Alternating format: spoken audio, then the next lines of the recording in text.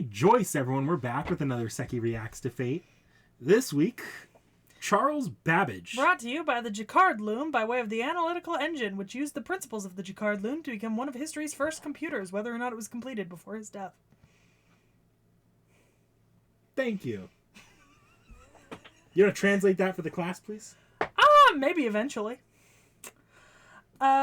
Charles Babbage is also known as a polymath of English origin. That means from the late 1700s when he was born, and then primarily through most of the 1800s, he was a philosopher, mechanical engineer, mathematician, and also an inventor. Because of his illustrious career, many do call him the father of the computer, although I did once have a professor who did make an impassioned argument that instead the father of the computer should be attributed to the man who created the Jacquard loom, because Charles Babbage would go on to borrow the principles of the Jacquard loom to use in his analytical machine, which is sort of the father of the modern computer. Personally, I don't really fall one way or another, but like, if the Jacquard man was going to make a computer, he would have made a computer, and Babbage did. So, well, technically Babbage didn't, but I suppose Babbage's son... We'll get into it. So, he was born around 1791, based on what we know, as one of several children born to a partner in the banking firm of Prade, I think, and Co. On Fleet Street in London. When he was young, he attended Edward VI Grammar School in South Devon, but he did have sort of on and off bad health through his childhood and had to be withdrawn from school multiple times, and then sent back to different schools like the Homewood Academy on Baker Street. So eventually he ended up getting most of his learning through several private tutors. Eventually one of which was a man from Oxford, and under his tutelage he basically got enough information of like classical knowledge to be accepted into the University of Cambridge, right, under Trinity College. So when he arrived at Trinity College, he was basically self-taught on the principles of mathematics. He'd already read Joseph Louis Lagrange, Marie Gaetana Agnesi, Robert Woodhouse, but unfortunately him already having read these and, you know, largely understood them, meant that the instruction available for mathematics at the university was boring. It was basically lacking. Man studied so hard there wasn't anything left to study when he got to school in these subjects, essentially. The important thing he did during university, though, is that he made several, very importantly, friends like John Herschel and George Peacock, and created the Analytical Society at the college in 1812. Interestingly enough, he also joined several other clubs that I think you would be interested in. One being the Ghost Club, which investigated supernatural occurrences. The other one being the Extractors Club. Do you know what the Extractors Club was? I'm afraid to ask. It was an organization of men who came together solely for the purpose of, in the case of emergency, being able to retrieve their friends from inside of madhouses when they were put there for their ideas. Yeah. So, like, the Bro Club.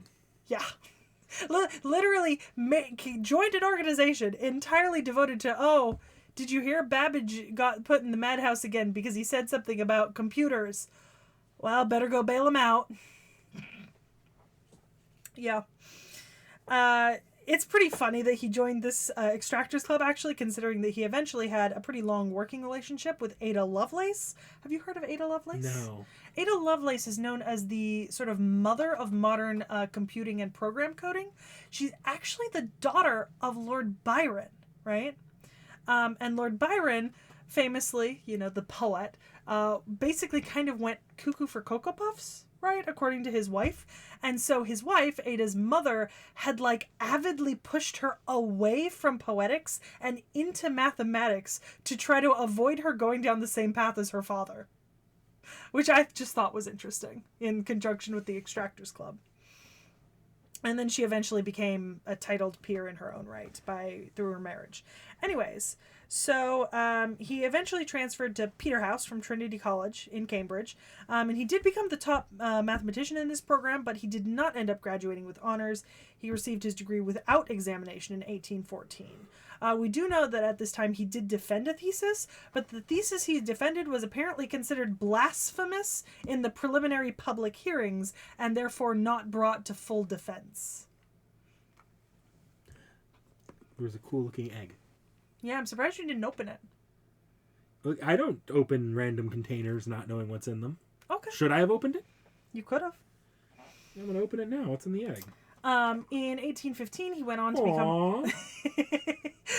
become... Mama's up there. It's the same design I have. Yeah. In 1815, he would go on to become a lecturer at the Royal Institution on Astronomy and was elected a Fellow of the Royal Society in 1816. However, despite his successes at university, he actually had very little in the way of a career, and he didn't really manage to gain employment in any major position for almost a decade after he graduated. He was a candidate for a teaching job at Haileybury College with good recommendations, but lost out to Henry Walter. And then in 1819, he and Herschel, his friend, visited Paris to visit the Society of Arcueil, a group of leading French mathematicians and physicists. During that same year, he had applied to be a university professor at the University of Edinburgh with good recommendations, but the post went to William Wallace instead of him. And then in the 1820s, he worked with Herschel and several of his other friends on the electrodynamics of Erika's rotations, which would then be published in 1825. These explanations would eventually be broadened by Michael Faraday and are now part of our modern theory of eddying currents, where we do know now that Babbage and Herschel did miss some pretty important unification clues when it came to electromagnetic theory. So they were kind of on the right track, but then they missed a couple steps, and so what they theorized was never really going to work without those couple extra steps being taken. We also know that Babbage had purchased the actuarial tables of a man named George Barrett, who had died in 1821, along with all of his unpublished works during this time. And throughout this decade, he depended on the financial support of his father. Now, because of this, his father basically made him get married to one of the Whitmore sisters, right? This was not an unhappy marriage. He had 8 children with this woman, 4 survived to adulthood. One of them we're going to talk about later. So in 1827, his father died, and he inherited his large estate, which made him independently wealthy. During the same year, his wife died, right? So unfortunate. They seem to have been at least amicable. I can't tell if they were I don't think it was a love match, but they seemed amicable. They had many children. They lived together. This was not It was unhappy. arranged, but an arranged marriage does not explain 8 kids. Yeah. Well, 1 to 3 I can believe. 8, you gotta be yeah, this is the person. I can name at least 15 royal couples that would disagree with that reasoning. Royals are very different. Anyways, so when his father died and his wife died, he decided to spend some time traveling, and he went primarily through Italy, meeting with the Grand Duke of Tuscany, at the time Leopold II. And in 1828, in the next year, when he was in Rome, he was sent the information that he had been elected a professor at Cambridge, finally, a position that he had applied for 3 times previously, failing to attain it each and every time, which I think is pretty funny.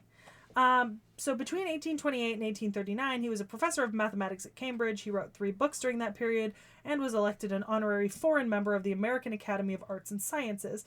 But his lack of interest in lecturing and inattention to his responsibilities of teaching were starting to make his colleagues pretty fucking upset. During this time, he also attempted to propose a program to make university education more inclusive, to have broader syllabi with more purpose for research, but this was largely found to be unacceptable. As a result, he then attempted to enter into politics. He stood twice for Parliament for the borough of Finsbury, did not succeed either time. Oh, also, he started he was instrumental in the founding of the Royal Astronomical Society under the goal of reducing calculations and consolidating them into a standard model. Most of Babbage's most influential and successful works came with absolute measures, standardized calculations, and statistics, right? So this man was really good at putting these mathematical systems into place and kind of boiling them down to their necessary parts that would always be correct. That's what this man's bread and butter was. You know what I mean? So Babbage became more and more interested in the ideas of polemicists. Do you know what a polemicist is? No. I'm surprised because I think this is a term you might have learned in college, you in particular. But polemicists were people who wrote academic articles and books with a political agenda inside of them that attacked not the people who were part of like the organization, right? But the systems that needed to be reformed, right? So it was a very particular kind of like reform attack writing. I might have gotten that if I had gone into a master's program or if I had taken specific classes. I did not. Possibly. Anyways, I just thought you'd be interested in that. So many of his books began to contain like campaigning elements politically.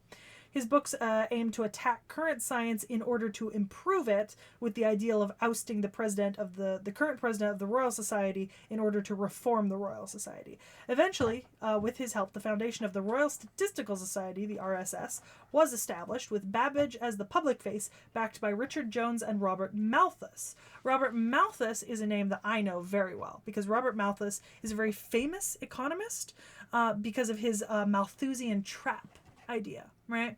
Which was a set of economic statistics that were primarily applied to comparing economies in between industrial societies and non-industrial societies in the 1800s. There was this thing called the Asian economic advantage that made use of Malthusian economics to explain why, in some ways, Asian countries were able to continue being powerhouses even though they had not switched to industrialism, because they had a sheer manpower advantage that allowed them to not need industrialization to keep up with industrialized nations that were smaller.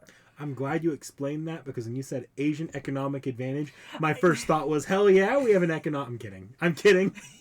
Well, I mean, in this way, it kind of was, because the idea of the Asian economic advantage is that, like, in a place like China, right, the population is so high and so productive that they are able to keep a relatively low cost of living and items and luxury, which allows people to afford a lot of luxury even though they are of a low social class, and it is simply because of the sheer amount of people working in the economy. Whereas for that same thing to be true in a place like Britain, you need industry, right? Machinery and mass production. But the problem is, with machinery, mass production, and industrialism, you also, often that comes with empire, and that means that there's an outlet for those items once people no longer need them in Britain. That is not the case in Asia, so you fall into the Malthusian trap, where eventually the sheer size of your economy and the production level that you've reached starts failing because you no longer have enough people to purchase those things, which means those things become less and less valuable, which means that people make less and less over the things that they're producing. And because you're not an imperial economy that is spreading all over the world and co-opting colonies to buy exclusively from you, you have no outlet and your economy collapses at the point of the trap. Fascinating economic theory. I wonder if it's applicable today. Anyways, in 1832, Babbage published On the Economy of Machinery and Manufacturers, which was a book that talked about industrial production. This introduced the Babbage principle, which held that if skilled workers spend large parts of their time performing tasks below their skill level, the labor process will be impeded. Makes sense. The works of Charles Babbage actually did have extreme influence on factories, industrialism in Britain, and machinery and efficiency across his life. It's one of his biggest accomplishments. He also dived into natural theology later in life, publishing some works with Herschel and Charles Lyell by proxy, maintaining the thesis that God was omnipotent with foresight to create as the divine legislator that he was. This is a very religious man. He did believe in God. He did believe that everything was happening to some sort of cosmic plan. Throughout his later life, he would continue to identify closely with industrialists, having little patience for the ideas of the gentlemanly components of rubbing elbows when it came to membership in the Royal Society and working together on various projects, and rather sought to pursue sort of information above all else. He championed the exact measurement program and the absolute measurement program, creating the idea of standard absolute measurements that could be used in all forms of scientific inquiry. He was friends with the engineer Marc Brunel and then participated in studies about the superiority of broad gauge on railway, as well as inventing the ophthalmoscope. The ophthalmoscope is that weird thing that when you go to the doctor's office, they shine that light in your eye to look at the back of your eye. He invented that. And the person he invented for apparently did not care. So another dude got one and was like, hey, this is great. We should all be using these. Which I thought was pretty funny. Cryptography was a personal hobby of his, and then I mentioned the analytical and differential machines easier. He did not live to see the creation of fully functional prototypes or working models of either the analytical or differential machines that he designed, but within the 20 years after his death, at least one analytical machine had been built and was functional with current machinery and technology, showing that his ideas were sound to the period. However, his unfinished prototype of the differential machine was not actually completed until the year 2000. I think not for lack of ability, just no one thought about completing the prototype of the differential printer until the year 2000. There are, I believe, now 2 working ones, both in different museums. Beyond his academics and his inventions, he was well known to not be a fan of raucous behavior of the common people, and would count breakages in windows caused by drunken people and nuisances as terrible things, and railed in public venues many times about street music and how much he hated organ grinders. Can't stand the royals, can't stand the common people. Yep. Man couldn't have friends. He corresponded frequently with Ada Lovelace, as mentioned before, attributed as one of the first computer programmers. She actually would translate and write literature in support of his analytical machine in the Italian academic world, talking about how it weaves algebra in the same way that the Jacquard loom could weave flowers. Her work is actually quite important in the early history of computers, as at one point in her life she was brought a set of notes which were taken based on a lecture he had given in Turin. He only gave one lecture in his life about the analytical machine, right? A man took notes on them, brought them to Lovelace. Lovelace translated them, and then when she published them with her own input and theories. They're called the notes. And the 7th one is actually very important because it contains the first known computer algorithm that could be carried out by a machine. This was in the 1840s when he did this lecture too. So she was publishing on it in like the 50s and the 60s. From his original marriage, he had 4 children. His youngest surviving son would go on to create multiple demonstration pieces for the differential engine machine based on his father's designs. One would be sent to Harvard, where it was eventually discovered by Howard H. Aiken, who was the pioneer of the Harvard Mark I computer. The original analytical machine that he had partially completed is now on display at the Science Museum. And according to his autopsy, we know that he died of renal inadequacy secondary to cystitis, which is also known as a urinary tract infection. During his lifetime, he actually declined both a knighthood and a baronetcy, arguing against hereditary peerages, because he only believed in life peerages. Do you know the difference between a hereditary and a life peerage? No. A hereditary peerage is a title that is passed down by family. A life peerage is a title given to someone during their lifetime based on their accomplishments that will not transmit to their children. Man couldn't stand the royals, couldn't stand the common people, and couldn't stand his own children. So, I feel bad for the people around him. Half of his brain is preserved at the museum in the Royal College of Surgeons in London, and the other half is in the Science Museum of London. There are multiple memorials set up to him all around the world, and he's been featured in many works of fiction and film, especially those of steampunk works, as he is considered one of the fathers of the steampunk genre.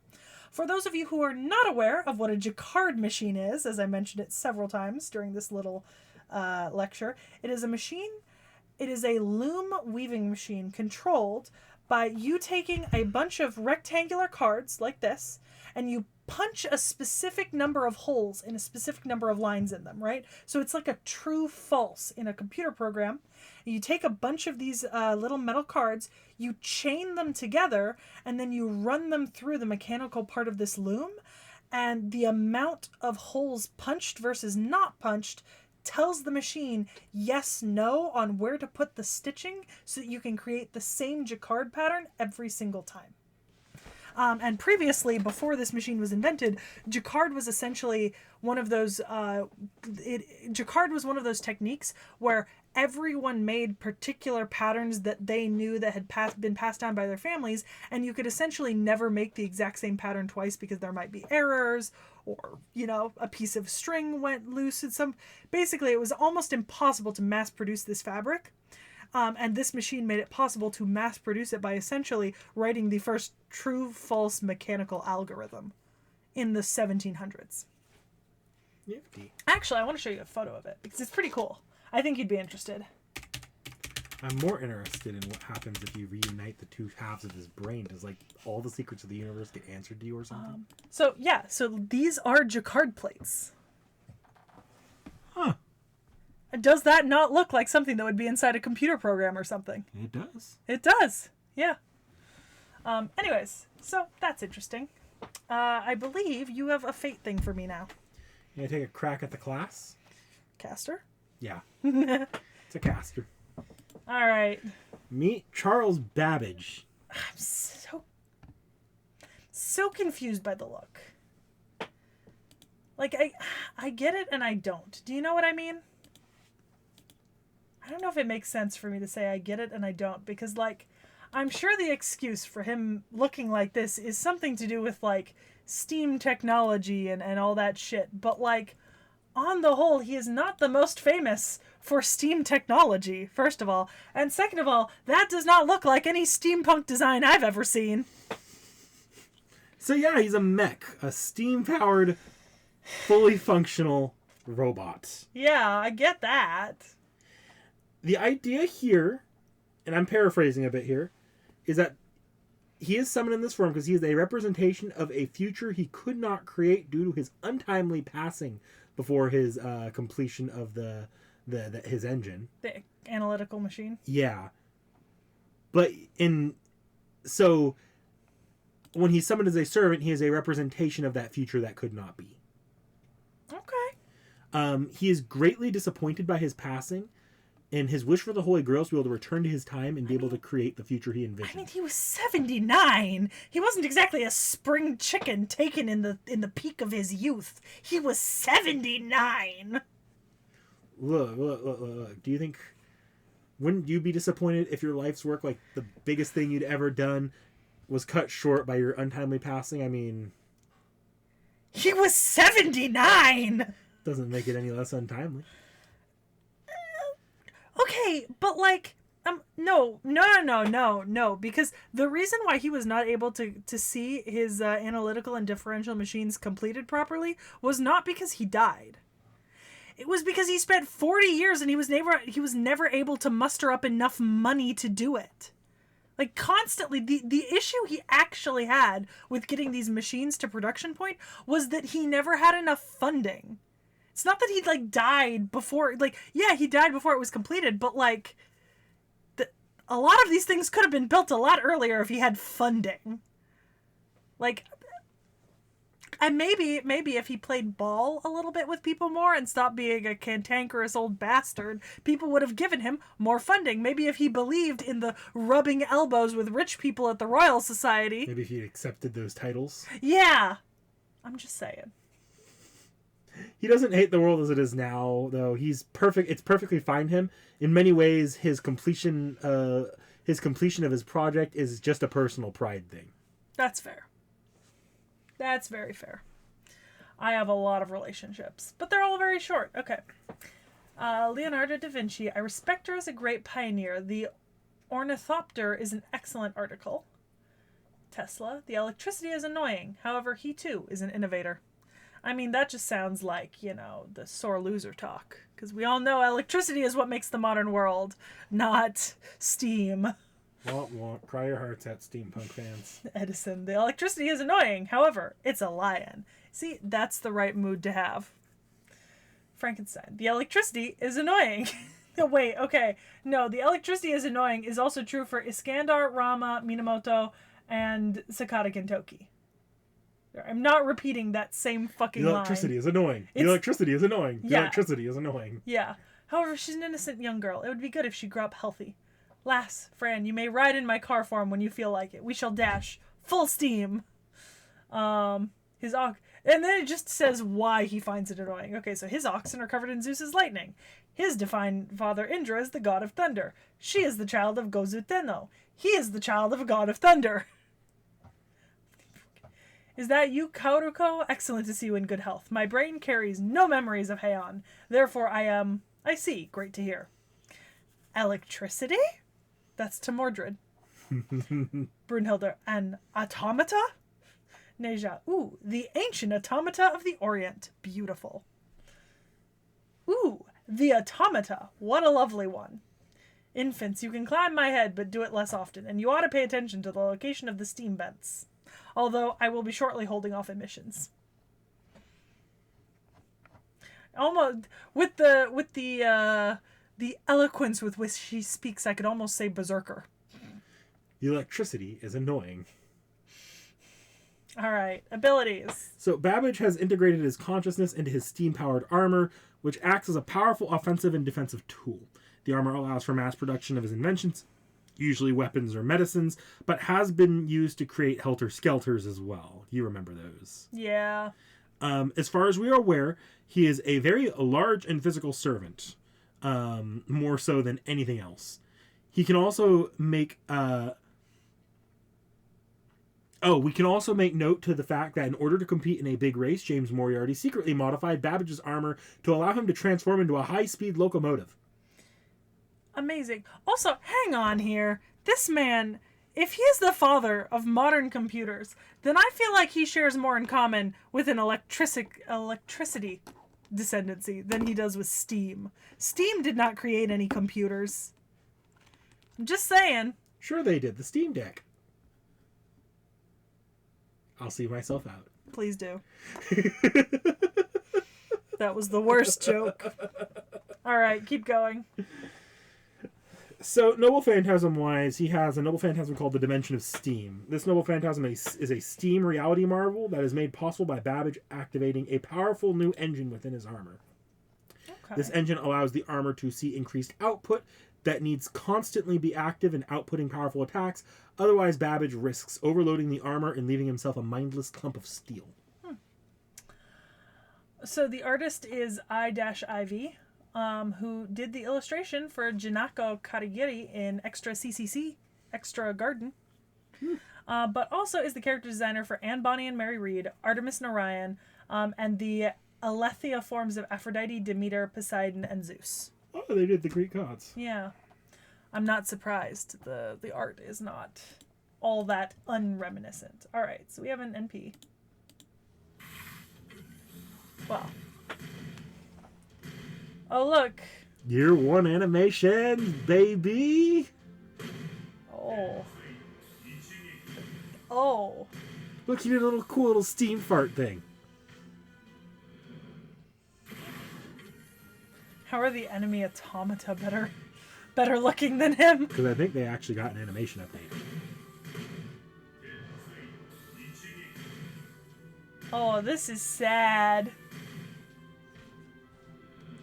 Oh, this is sad.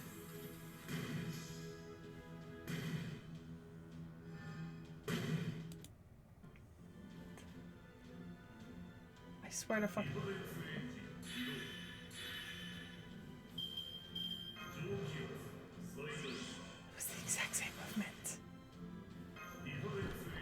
It's the exact same movement.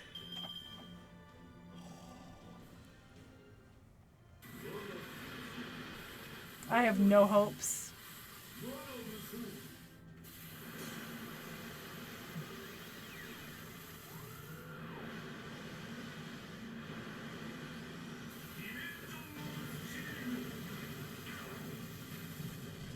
Oh, that was just sad. That was just pathetic. No arcade, no gaming representations. That's it.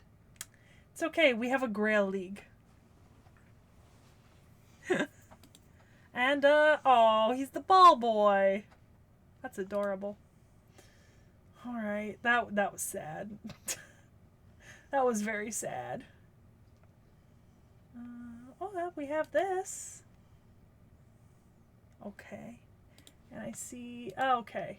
He's in the background of this Diarmuid and Fionn futurist space art. It's a Chaldea boys with Diarmuid and Fionn in futuristic space outfits. And he's just kind of in the background. I mean, I'm happy we got some nice futuristic Fionn and Diarmuid.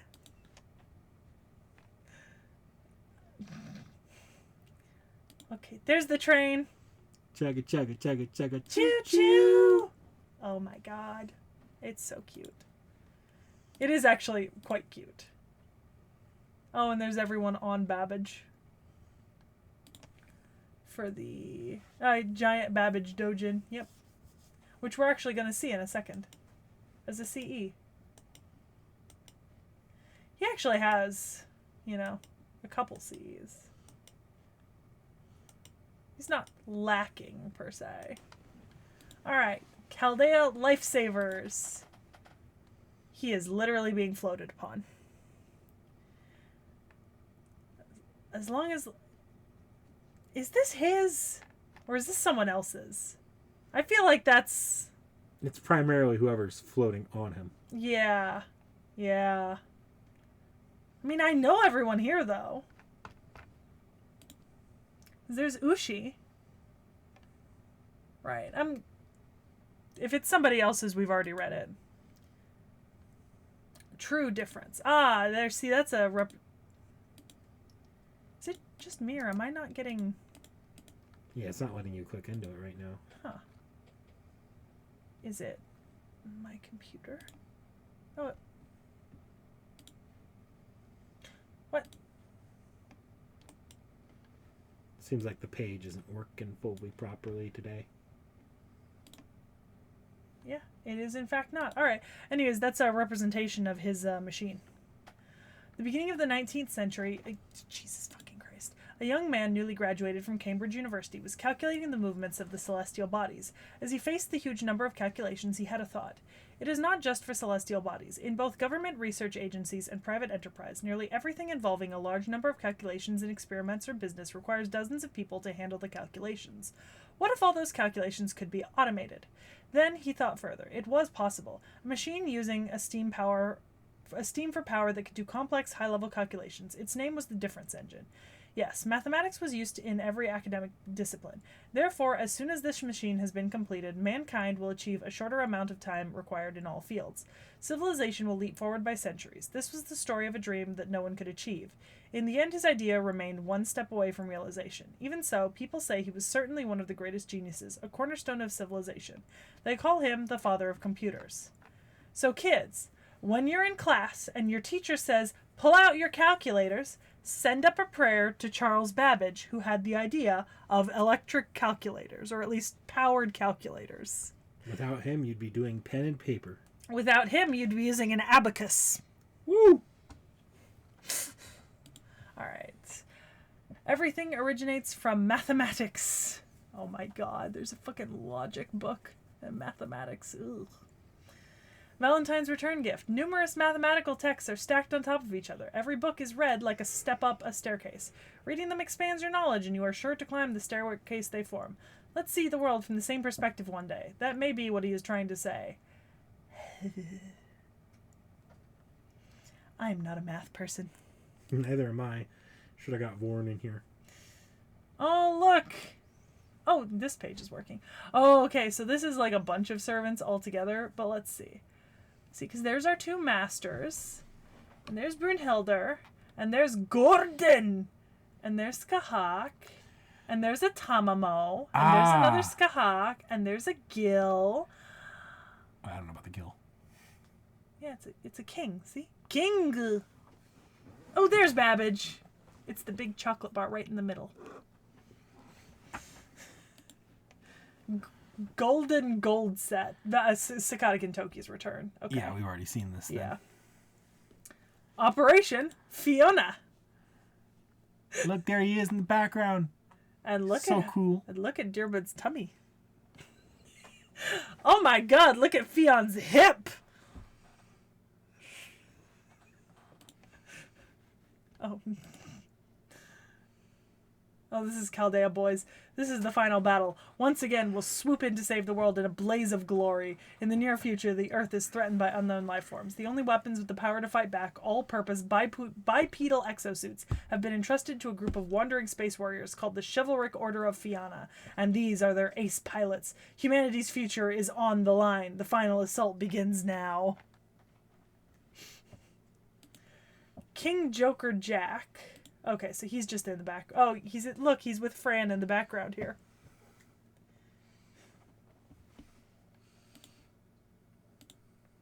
Nostalgic form. A man was born in steam and explosive fire. Function, expansion, nostalgic form. Ready to bring back steampunk, the Iron Gentleman storms in to make his mark in Hollywood. His enemy is the villainous lion Edison, a producer who insists on using only famous actors to guarantee maximum profit. To teach him a lesson, the King of Steam brings his iron rod crashing down. Yes, beat the shit out of Edison, please. Yes. Steam Electrical Choco. Oh my god. Look, it's Moriarty's face made of chocolate.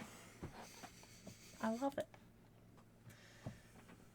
Oh, it's Fran's return chocolate. Aww. Giant Babbage! Oh, look, there's Mecha Ellie-chan with them. I'm pretty sure this entire thing is a reference. Yeah, it's the doujin that was written for the summer. Yeah. But like the doujin is a reference to a major anime and manga series. I don't remember which one it is. Oh, isn't this Tengen Toppa Gurren Lagann? I think so, yeah. Yeah.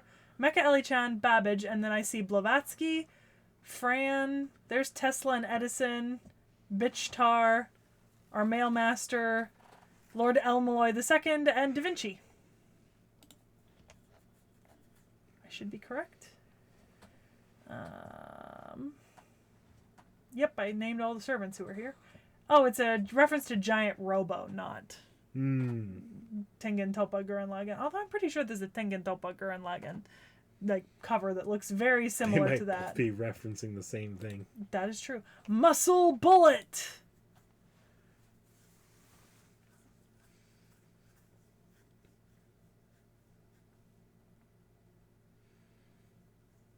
That doesn't look like. I think he's on the sidelines here, because this isn't him. That's somebody with a face. Interesting.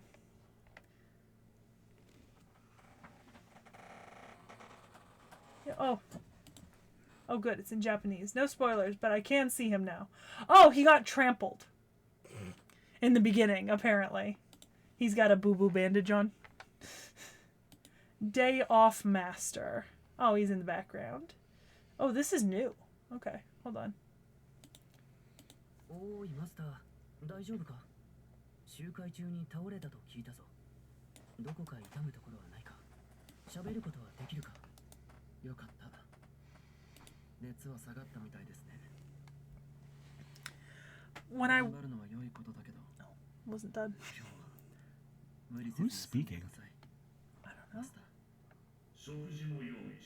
Sieg, Charles-Henri Sanson, and Babbage. We've done all of them. Yeah.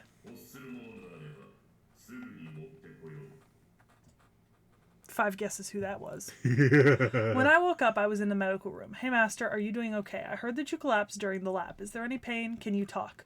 Good, it looks like your fever has gone down. It's good to work hard, but today, please take a rest and don't overdo it, Master. I've prepared some food for you. An apple alone won't be enough for you. If there's anything you want, I'll bring it right away. I squint my eyes in the warm sunlight to face the coming tomorrow again. Okay. And that's it. That's Babbage. Remember when you were like, can we squeeze Babbage in here somewhere? I'm like, yeah, we can squeeze Babbage in here somewhere. That's fair. To be fair, I think, yeah, that's fair. All right, well, Babbage is done. Do you have a hint for our next? I don't know. For the next one, I really should take some extra time to sculpt the perfect hint, you know? I don't know that I can come up with that in time. For the end of this video, at least. Why can't the English teach their children how to speak?